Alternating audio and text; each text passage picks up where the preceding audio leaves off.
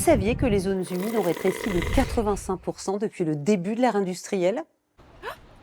Que les rivières, les lacs, les marais sont gravement menacés par des espèces invasives ?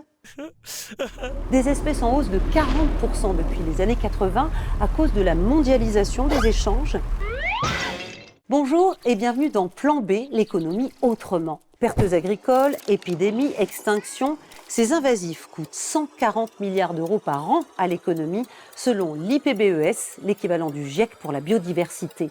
Des animaux et des plantes qui comptent leur VIP, le rat noir, le frelon asiatique ou la jacinthe d'eau. Cette jolie plante latino-américaine étouffe déjà 20 pays d'Afrique. Au Bénin, une start-up transforme ce plomb en or vert.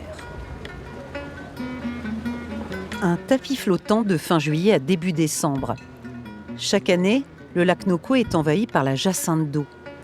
Une plante très invasive qui disparaît quand la salinité remonte en hiver. Sa récolte est devenue une activité saisonnière. 750 ramasseuses travaillent pour une start-up béninoise. Je ramasse 10 pirogues par jour de la jacinthe d'eau, ce qui fait quelque chose de 50 kilos comme ça. Soit près de 10 € par jour. Cet argent me permet de faire beaucoup de choses. Pour ma santé, en cas où je tombe malade, ça me permet aussi de faire d'autres activités. Des objets d'art que je peux fabriquer avec ces jacinthes d'eau-là. Des objets que les femmes de Ganvier vendent aux touristes. Mais depuis 10 ans, l'essentiel de la récolte est racheté par la start-up qui a vu le potentiel commercial de ce fléau. Lorsque la jacinthe d'eau apparaît, il y a un problème pour la circulation.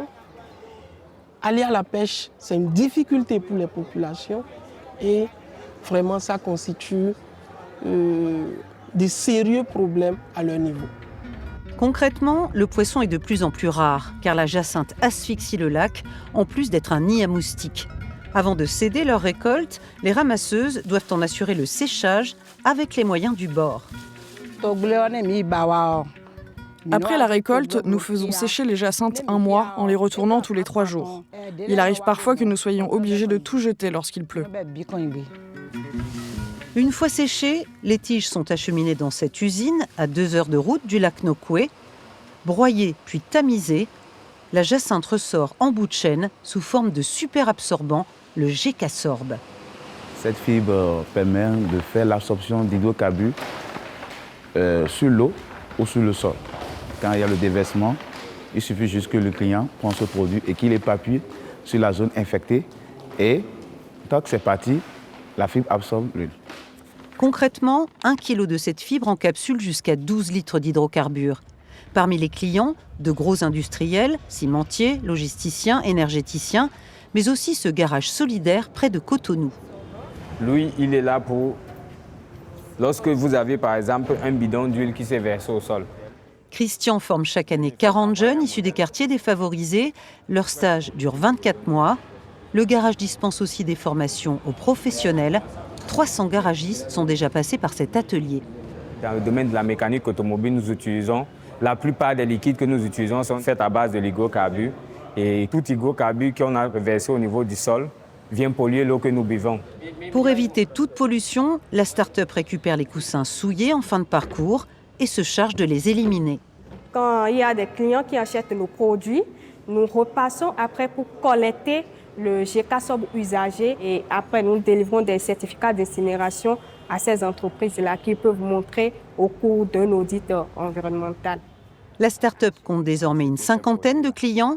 Son Graal, décrocher des marchés au Nigeria voisin, un pays producteur de pétrole.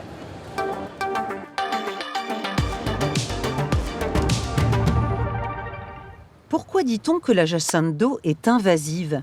On dit qu'elle est invasive car elle a une facilité à se reproduire, à coloniser le milieu dans lequel elle se trouve. Dans des conditions optimales de température et d'éléments nutritifs, elle a la capacité de doubler son volume dans un intervalle d'1 à 3 semaines.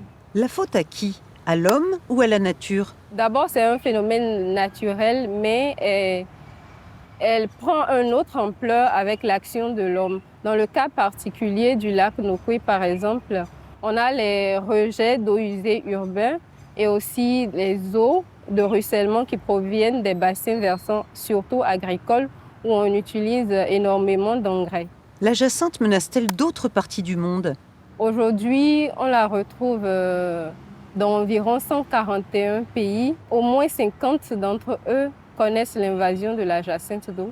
Et ces pays sont répartis en Afrique, l'Amérique du Sud, dont elle est originaire, l'Asie et même l'Océanie avec l'Australie et la Nouvelle-Zélande.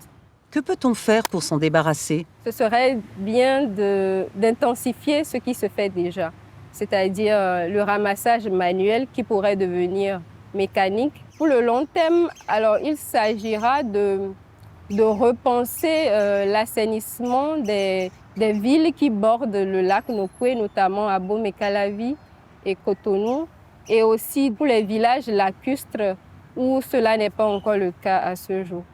Cela contribuera à réduire substantiellement les rejets d'eau usée. Plan B, c'est fini. Retrouvez tous nos épisodes sur le site de France 24, X, Facebook et sur mes comptes LinkedIn et Instagram. Tchuss!